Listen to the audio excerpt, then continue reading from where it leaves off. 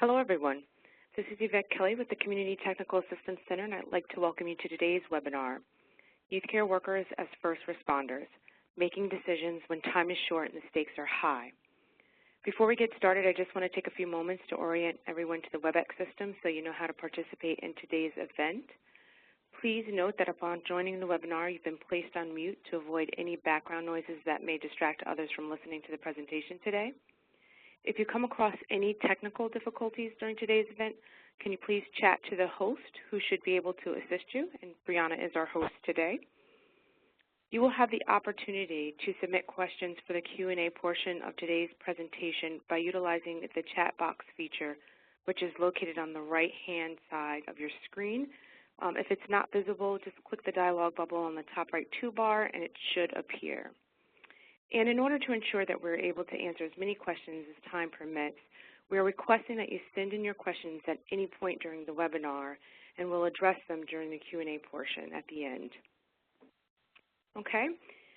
Today we will discuss how youth care workers make decisions during real-time crisis. Given job roles and responsibilities, we know that youth care workers routinely confront situations in which they must make critical, time-sensitive decisions about the health and safety of children who struggle with a number of emotional and behavioral issues. Dr. Yvonne Smith is an assistant professor in the School of Social Work at Syracuse University. She has practiced in the areas of residential treatment, therapeutic foster care, and supportive housing. Her experience in direct practice subsequently has led to her interest in research and decision-making, knowledge use, and worker expertise in clinical practice. Information presented today will summarize some of the research, explore models of decision-making, and discuss why organizations should rethink the role of youth care workers as first responders. So once again, we'd like to thank you for joining us, and at this time, I'm going to pass it over to Dr. Yvonne Smith. Thank you. Thank you, Yvette. Hi, everybody. Can you hear me? Yes, you're all set. We hear you. Fabulous. Okay, this is my first webinar, everyone. I'm going to do my best. Glad to see so many people participating today. I'm going to just jump right in. I've got a lot of slides here, and as Yvette said, we'll have time at the end to answer some questions. So what we're talking about today is why I think it makes sense for us to consider youth care workers as first responders. And in particular, we're going to talk about the ways that youth care workers make decisions like other first responders. So we're going to review some of the what I'll call traditional models of decision-making, and we're going to talk about a more recent development in the study of decision-making, which is known as naturalistic decision-making. And then I'm going to give you a sort of quick rundown of some of the results of my recent study, ethnographic study of a residential treatment center as they pertain to decision-making during behavioral crises. And then we will wrap up by talking about the implications of this for training our staff and improving our own work.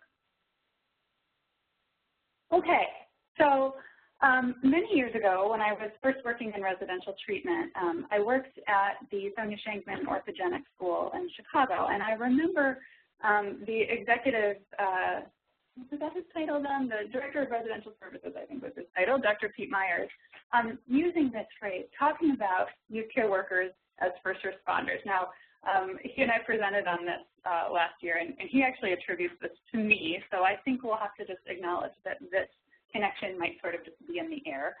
I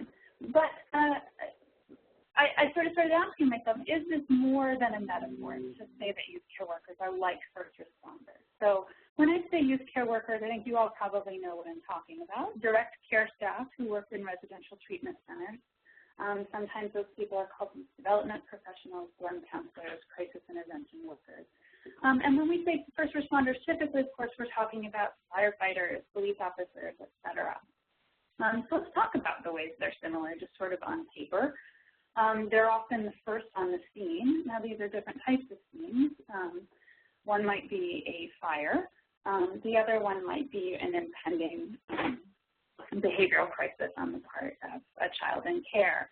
And so these situations present both groups of first responders with potential danger not only to the people they're there to serve, but also to themselves. Oh, whoops, I'm hitting the wrong button. See, it is my first one. Okay, so in these situations, both kinds of first responders have decision-making authority, at least limited decision-making authority on the ground in their place of work. And they have similar conditions as that place of work, so they're often confronted with limited time, very limited knowledge of the situation, and unclear, flexible, or changing goals. Now, let me give you a firefighting example. When firefighters arrive on a fire ground, they can take in a number of stimuli. They can see what the fire looks like. They can smell what it smells like, which apparently matters to firefighters.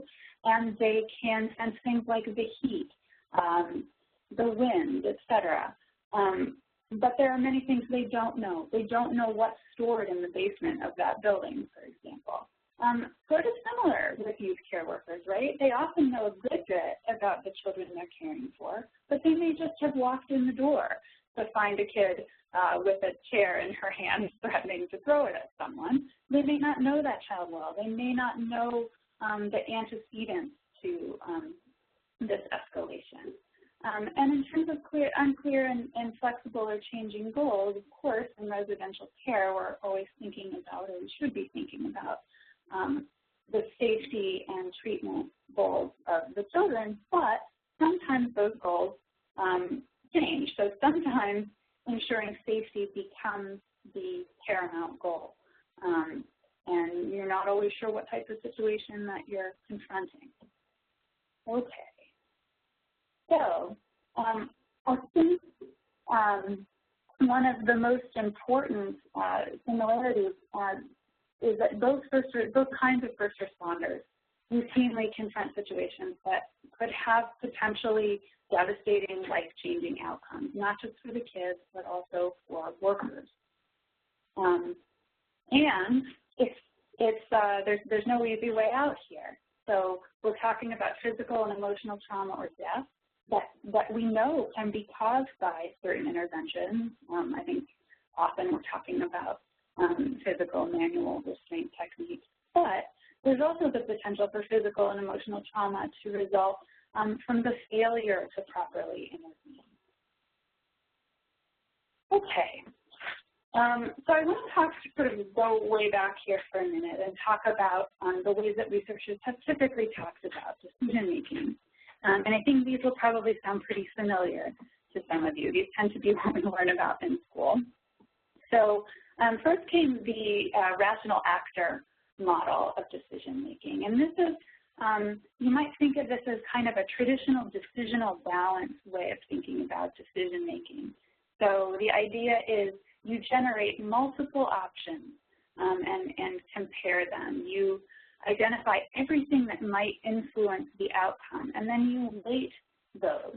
So if the danger, for example, of a weapon in a child's hand is probably, you might weight that more heavily than, for example, I don't know, the child's history of violence in that particular moment.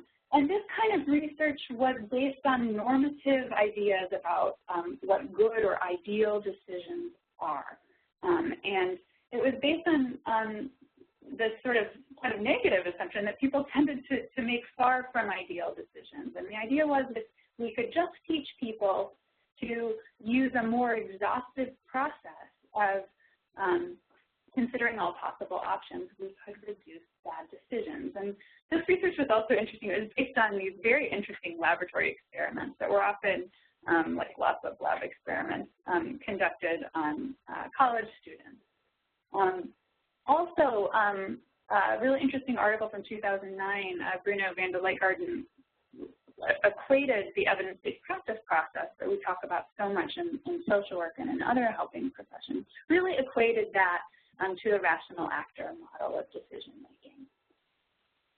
Okay, so this was followed by an innovation. Well, let me go back for just a second and say that within the rational actor model, researchers felt that heuristics are sort of little shorthand rules of thumb that people use to make quicker decisions. They thought of these as negative. They thought of these as introducing bias and detracting from like ideal decisions. So along came the quote unquote fast and frugal heuristics tradition. And they took a more positive view of heuristics, and they said, well, you know, heuristics can be useful. People certainly use them all the time, and they can be useful and efficient shortcuts so long as they're matched to the context where they're used. So it's a very sort of environmentally based understanding of decision making. And you may be familiar with some of these heuristics. Take the first. That's the idea that like the first workable solution that comes to mind, you're going to go with that one.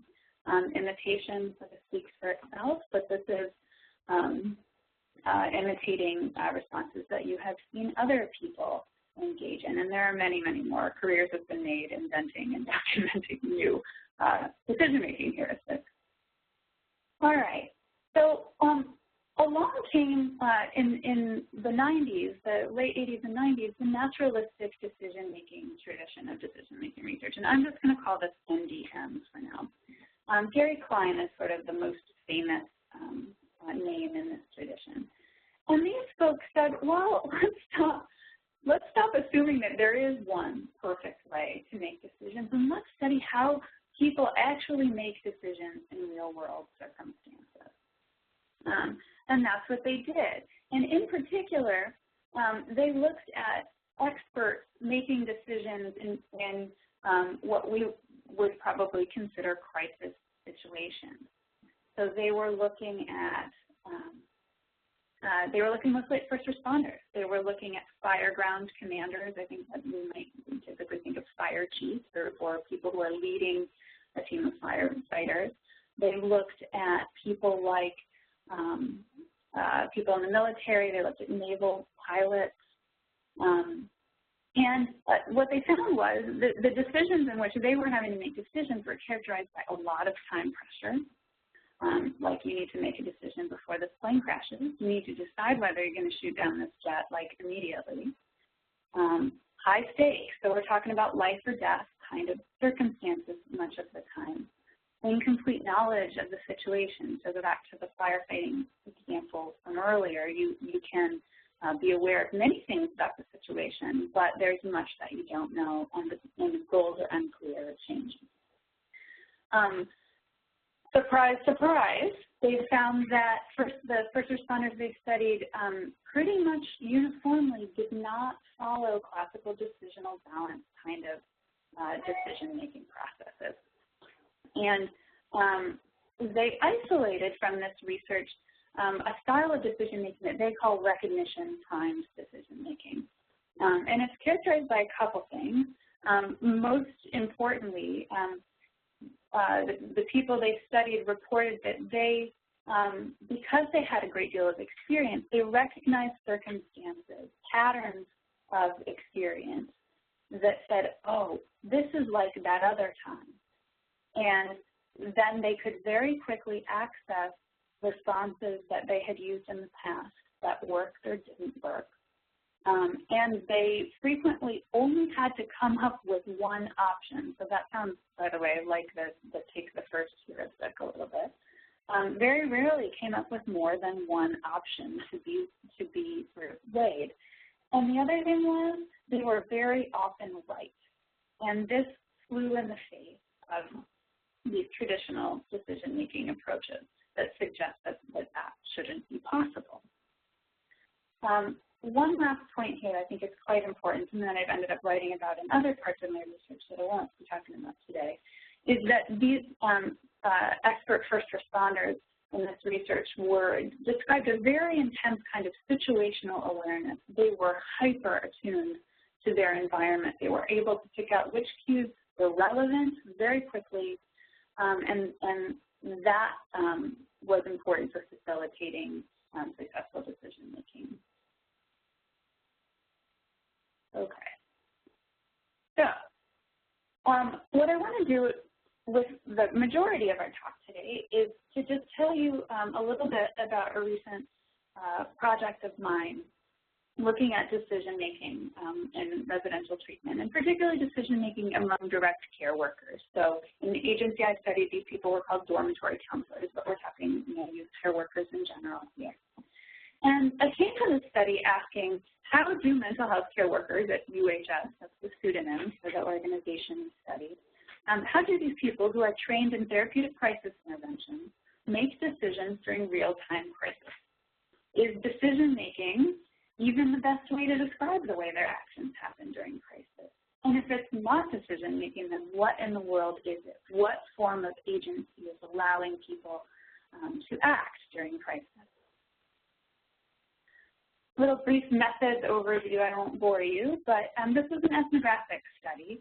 If you're not familiar with ethnography, this is sort of the traditional methods of cultural anthropology, where the researcher spends a great deal of time in a particular setting doing participant observation, often interviews. In this case, I did interviews with mental health workers of all job titles and experience, did a lot of participant observation, analyzed relevant literatures, and reviewed documents. Okay, so to be specific, I was at UHS for 13 months, approximately 1,500 hours. And the way you develop knowledge in ethnography is that you, over time, sort of develop tentative theories through your participant observation and interviews, and then you have the opportunity over time to check those with your informants in interviews and informal conversations.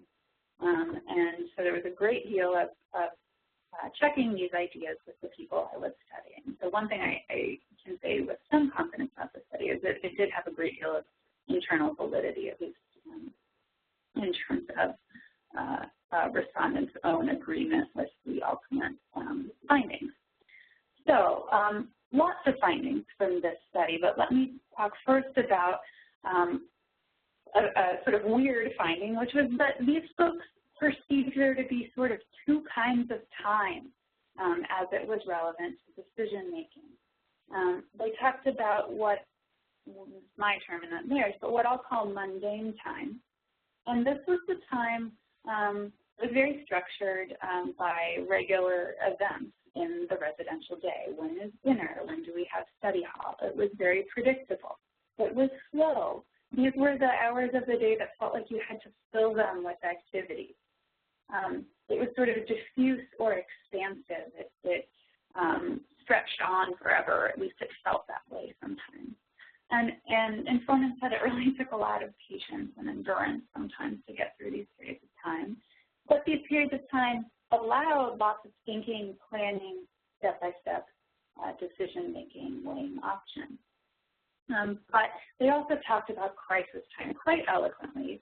And they found crisis time to be sort of unstructuring. It disrupts the routine, the schedule. It is fast, demands that you act quickly. It feels very compressed and intense, and it requires immediate response. And in this kind of time, the decision-making processes, or maybe more accurately, the kind of agency that I saw operating here was much more what informants called instinct. We'll see more about that. It was an automatic feeling reaction, very much like the recognition prime decision-making tactics that Klein and colleagues talk about. And as I'll talk about more in a minute, very much like what the social theorists would call habitus.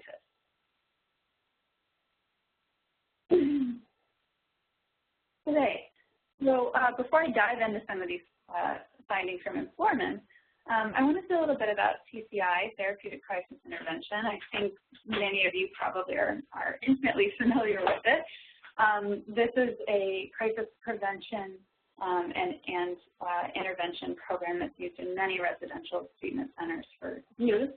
And so it teaches specific techniques of crisis de-escalation, prevention, de-escalation, and actual crisis management, including physical restraint techniques. But part of TCI, interestingly, is that they propose definitely a model of decision-making. So TCI instructs workers that before jumping into a situation and reacting, it's critical to stop and think about what the most appropriate response would be given the factors involved. The 4 questions we ask ourselves to identify the most appropriate intervention are: what am I feeling now? What does this child feel, need, or want? How is the environment affecting the child, and how do I best respond? I thought that's very familiar to some of you participants. It was very familiar to the participants in my study. In fact, everybody could repeat that to me if I asked about it. But many of them told me that they didn't use it. So here was the puzzle.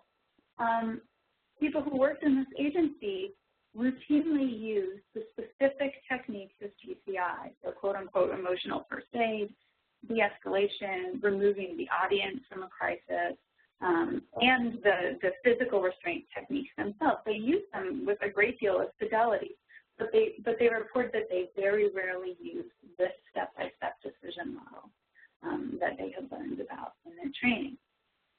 So if they weren't doing that, the puzzle was how in the world were they able to mobilize actions that were in line with TCI. Okay. Here are some, I have many, many examples of this, but here are some emblematic examples from my research about how people responded in crisis. So I asked folks, how do you go from, this is actually data from one of my transcripts, how do you go from observing, okay, there's some stuff happening, then to intervening in some way? And you can hear in my question, I'm trying not to be leading, I'm trying not to assume this is a decision of a particular kind.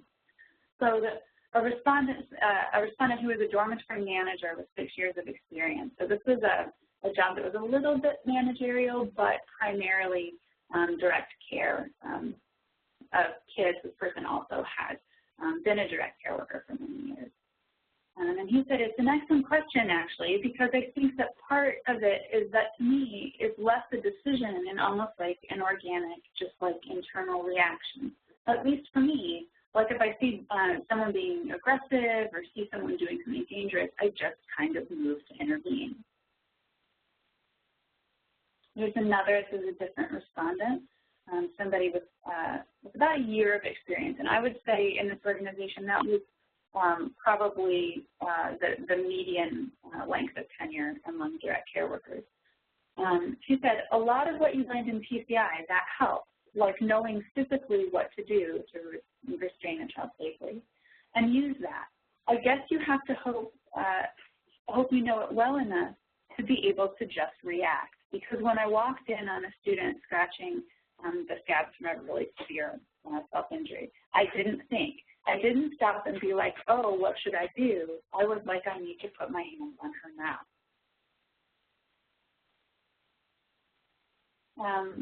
Here's another. This was a crisis intervention leader, one of 3 crisis intervention leaders of this organization. I really think it's instinctual, he said. So that's another thing that I don't think you can teach someone. But I feel like most of the people on my crisis intervention team have it. Like when I teach TCI, I like, you're not gonna, we give like these acronyms and all this stuff for people to learn, and you're just like, okay, when you get in there, you think you ask yourself this and then you do this. You don't have the time sometimes. So you might have that knowledge, and I think that knowledge, that's a word, is somewhere in your head. But when you get into that situation, it's got to be bang, bang, bang, bang, bang. I'll give you one more. This is a dormitory counselor who'd been there a relatively short time, 4 months. She had a black belt in karate and thought a lot about physical training and how do you respond in time-pressured situations like karate. She said, I could have done this, I could have done that, or I was feeling this, or I was feeling that. And then just turning that into, again, that muscle memory of like that certain reaction. If I thought about this, and now this is the reaction I'm going to have. And it's going to happen so fast that I'm not going to know where it's coming from. But it's coming from a place of practice. It is an instinct in a way, but we train our instinct. Okay, so it's really interesting. I'm going to just go back a slide here for a second. It's really interesting. these participants are sort of making an argument for why the four-step self-questioning model of TCI decision-making wasn't feasible for them under the time demands of crisis.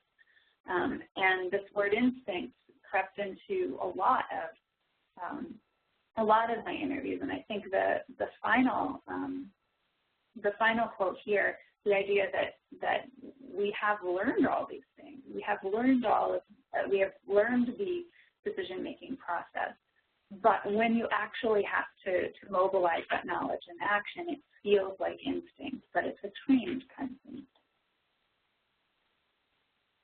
All right. So it's kind of zooming out from that very fine-grained level for a moment. I think, this data really suggests that that these workers are using what you might call first responder thinking. This data is very similar to Klein and colleagues' findings in firefighters and pilots and other first responders. So similarly, there is this kind of rejection of step-by-step decision-making process. Everyone knew it. Everyone could tell it to me, but they denied actually using it in practice. There was very little evidence in my study of the extensive consideration of multiple options. There were a couple of examples in the 2004 paper that I cited earlier. There's actually an extended example that does involve two options, but that was actually somewhat unusual. And workers reported this reliance on an educated kind of instinct.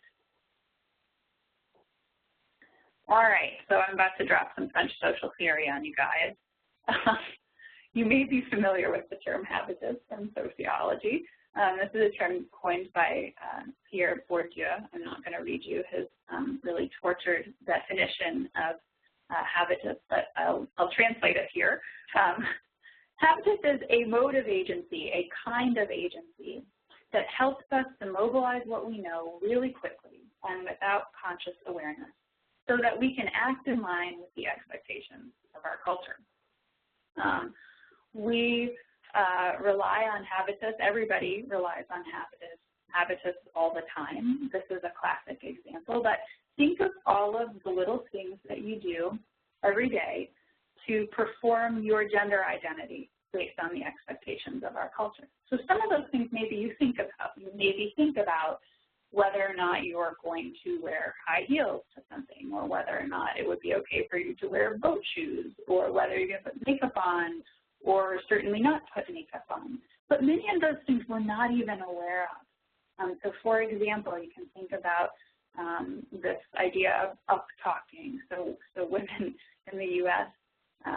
Are more likely than men to end their sentences on an up note like this, like they're never really sure, like they're asking for agreement, am I right? And men tend not to do that. That's an example of habitus as it affects our language. But I think this is quite relevant to working in residential treatment, because if we think of a residential treatment program as a culture, and we should be thinking of organizations as cultures, then we must consider the ways that culture shaped the habitus of its workers. So remember, habitus is the way we act, often unconsciously, in order to be in line with the expectations of our culture.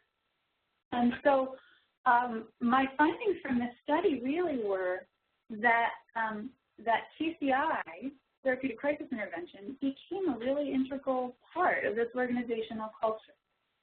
Workers used the language of TCI continuously. It very much shaped how they talked about their work. I suspect it also shaped how they thought about children and their struggles. And at the same time, right, so they could repeat to you the 4 questions, but it was through habitus, through this unconscious way of mobilizing all of that information in the moment, that they could bring it to bear during crisis time.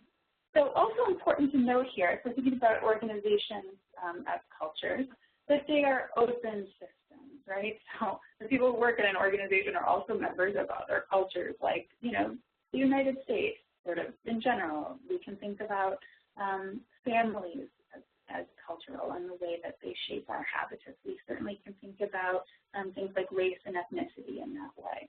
And so organizations are open systems. New ideas come in from all over the place, from education, from home.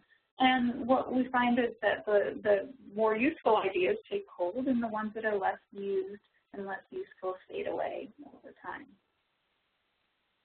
All right, so I feel like I've been sprinting through this, and I hope you're with me. I want to talk about some really important limitations. So obviously, this is a study of one organization.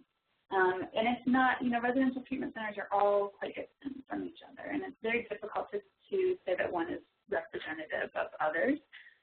Important to note here, UHS, the organization I call UHS, employed an unusually highly educated staff of direct care workers. So about half of the people who had direct care roles with kids at UHS had a master's degree or were working towards a master's degree, and that's much higher than I think is typical. A bunch more research is needed here to know whether, for example, these NDM or Habitus-like decision-making processes are effective. We don't know for sure. This is an exploratory study, so we should understand it in that way. Also important, we should not think of habitus-based action as appropriate for all situations. So I'll give you an example.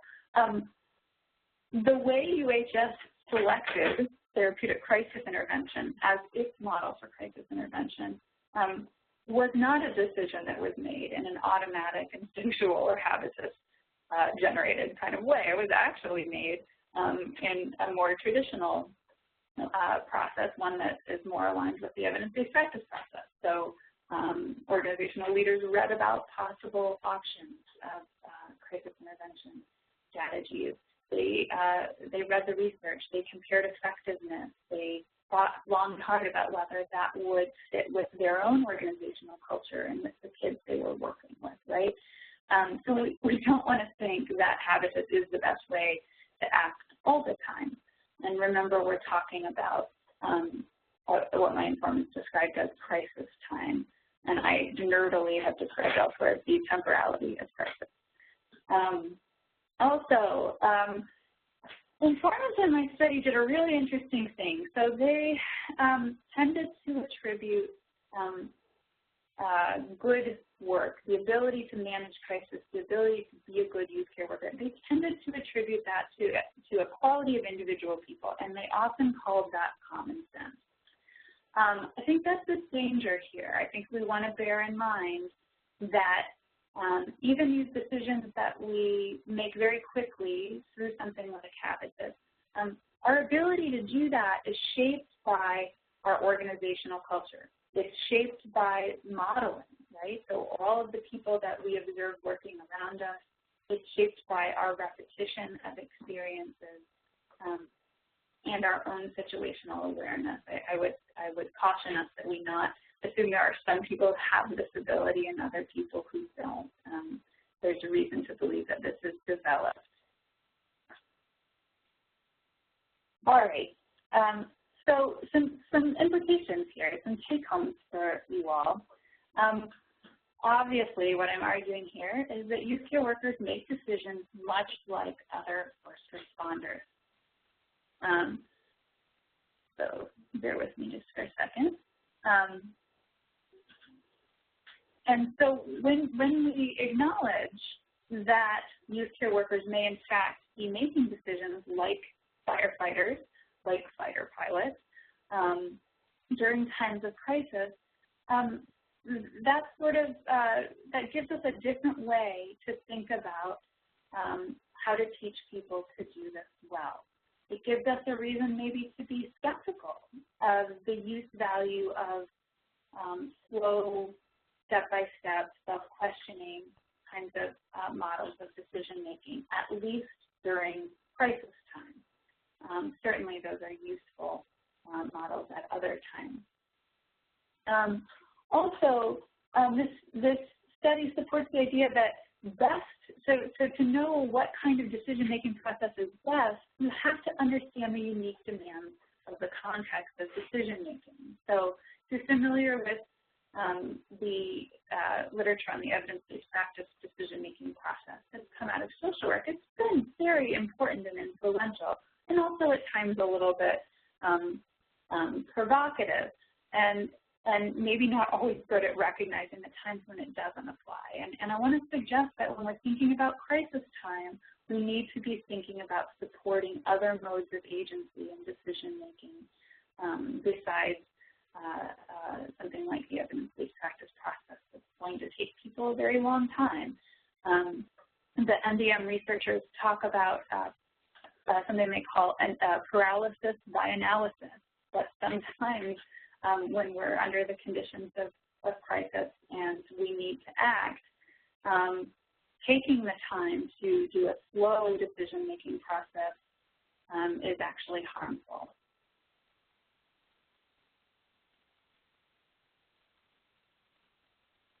I have a blank slide. There we go. All right. So if we're thinking about a habitus-like mode of agency during crisis, we want to think about how can we train people to be more prepared to use that form of agency. Okay, and some research on this suggests that using the behavioral principle of overlearning could be useful here. And this is just simply repeating over and over again preferred responses under conditions that simulate actual crisis time. There are, in fact, some, the NDM researchers, Klein in particular, has recommended a couple of strategies that other first responders have used. So probably the most famous one is the shadow box technique, and this is where you have groups of very experienced workers and groups of less experienced workers work through a case. It could be a vignette that's written, it could be a video. I'm sure you could also do live observation. And then the two groups come up with responses, and then they try to provide rationale for the responses retrospectively. And then the two groups get together and share the different ways that they did that. And there's some evidence to suggest that sharing that evidence helps the newcomers gain some of that experience, the tacit knowledge that was informing the decision-making of the more experienced people. And also the important and underrated on-the-job learning. I think in residential for a long time we've understood that people learn to do this job.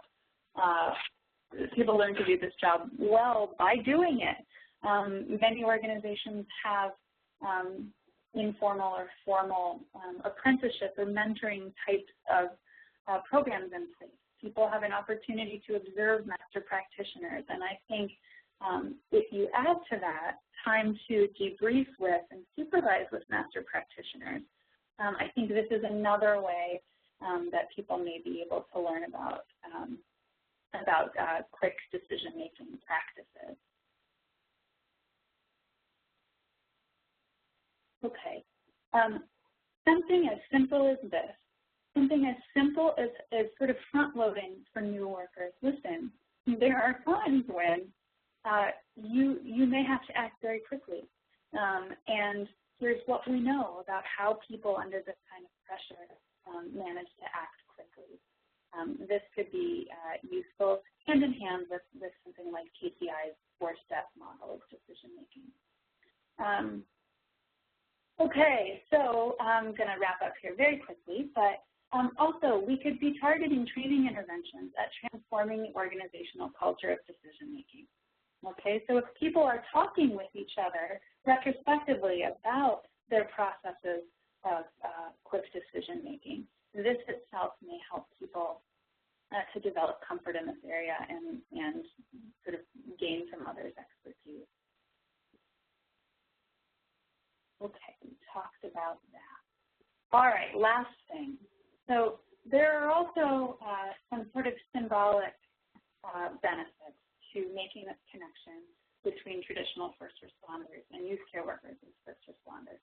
So when we think of youth care folks as first responders, it reminds us that this is really hard work. It's really hard, it's complex, and it involves confronting dynamic, sometimes even frightening situations.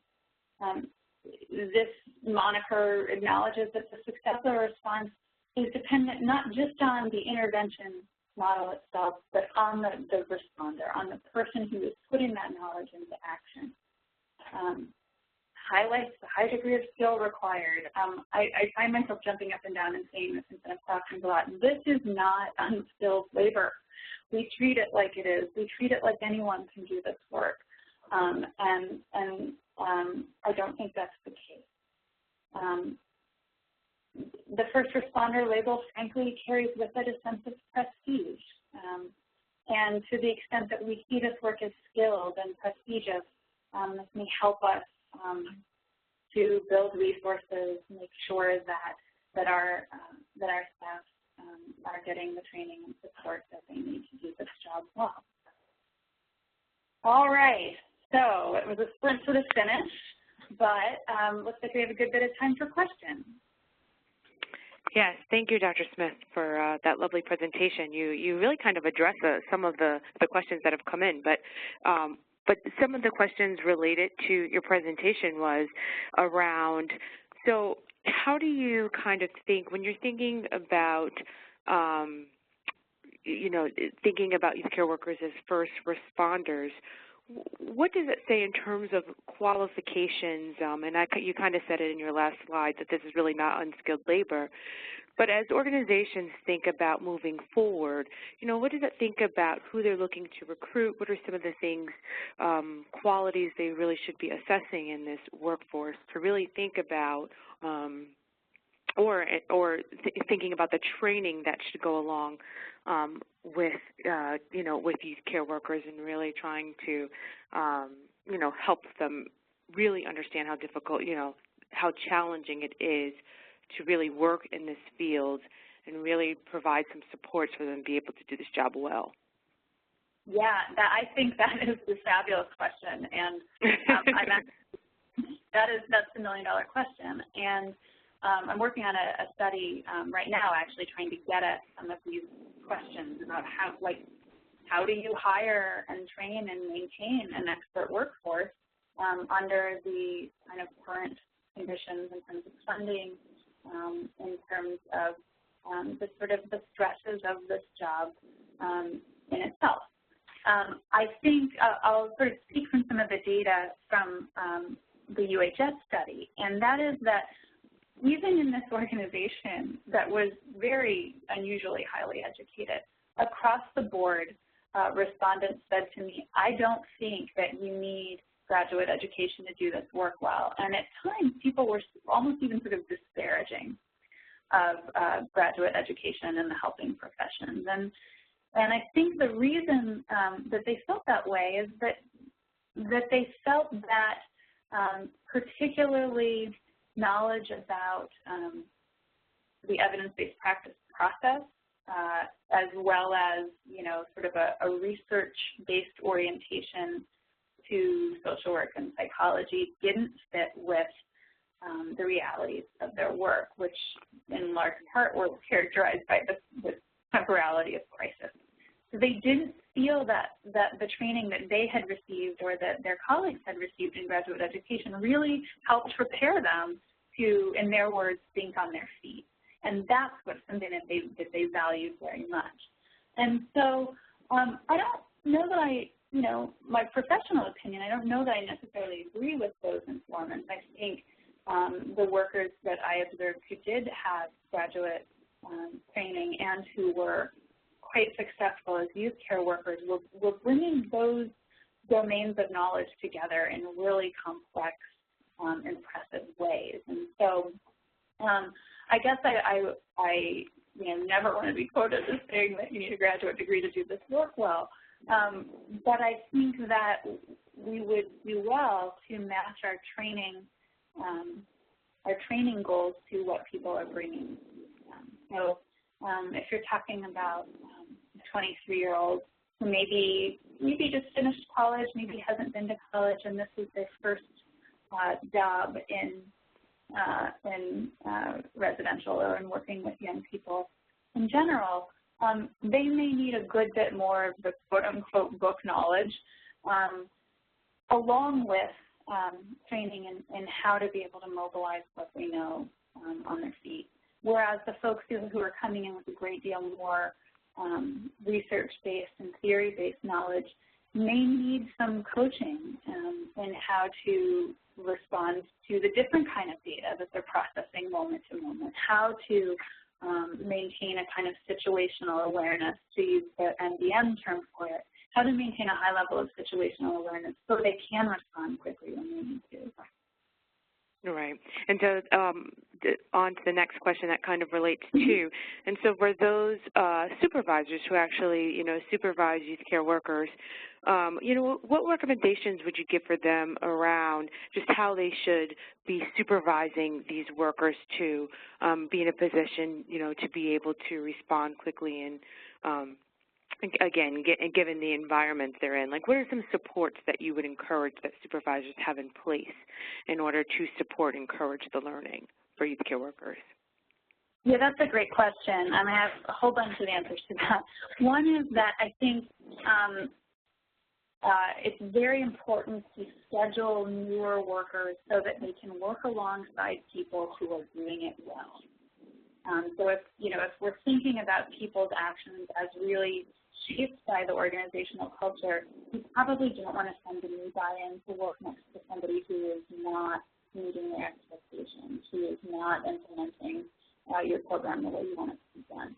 And so you might want to think carefully about ways to set up, if you're not comfortable with the term apprenticeship, mentoring, so that people, we have this great advantage in residential treatment, and that is that more often than in other helping professions, we can see other people work. Education researchers call it a transparent environment. Our work is transparent to one another, and so it's a good opportunity for modeling. And I think if you pair that with time out of direct care to reflect on what the new person has observed their mentor doing, reflect on their own experiences. Because this, remember, if you think about those sort of mundane time, crisis time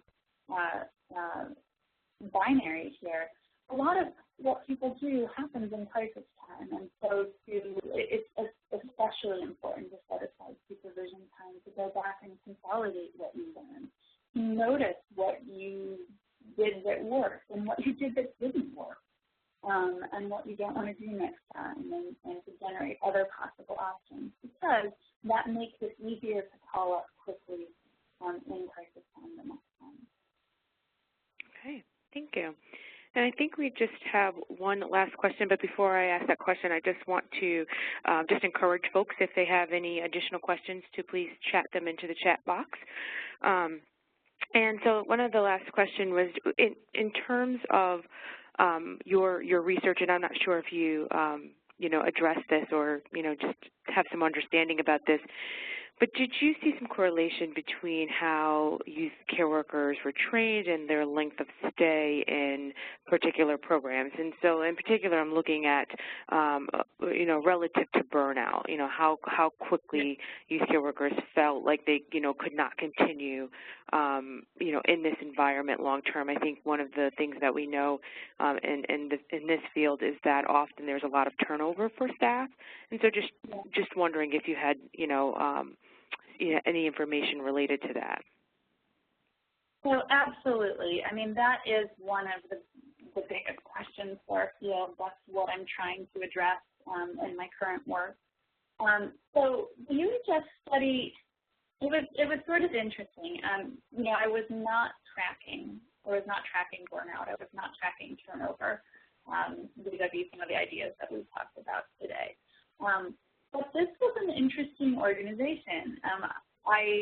Again, these numbers are hard to come by. I suspect that this organization had a much longer average tenure for direct care workers than sort of a national average. If I wish there were a national average, I don't know that the data exists. The folks, I think I alluded to the average stay was about a year. That is, it's sort of interesting because there were a large number of people at this organization who had stayed in direct care roles for many, many years. And this organization had ways for workers to move up the organizational chart, and in a number of different ways. So even workers who didn't have graduate degrees could move into supervisory positions like their title, crisis intervention leader was one of those options. And so I think having avenues for advancement that allow people to specialize, I think was something that was important in this organization. So, other people moved up to this dormitory supervisor role, which combined interaction with families, a little bit of what you might think of as case management, with about 2/3 direct care work. And this was also an organization that provided tuition reimbursement for students. And so many of their workers were getting graduate training through that program.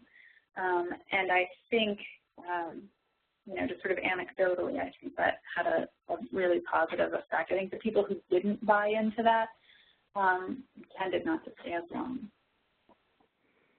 All right.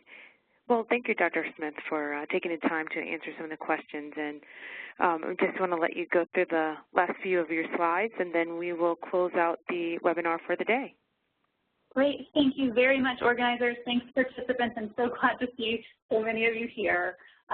You can see that my email's on the screen. I love to hear from people, and I'm happy to communicate with you about further questions.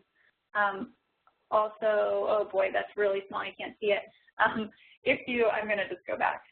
Go ahead and email me if you're interested in any of the resources that I cited here today, and I can share that bibliography information with you too. Thanks very much. Yes, and we'd like to thank Dr. Smith for the great presentation and thank everyone for attending today's webinar. If you have any other questions, you can contact us at ctacinfo@nyu.edu. And we look forward to hearing from you. And on behalf of CTAC and our presenter, we want to thank you for joining us today and have a great rest of your day. Thank you very much. Bye-bye.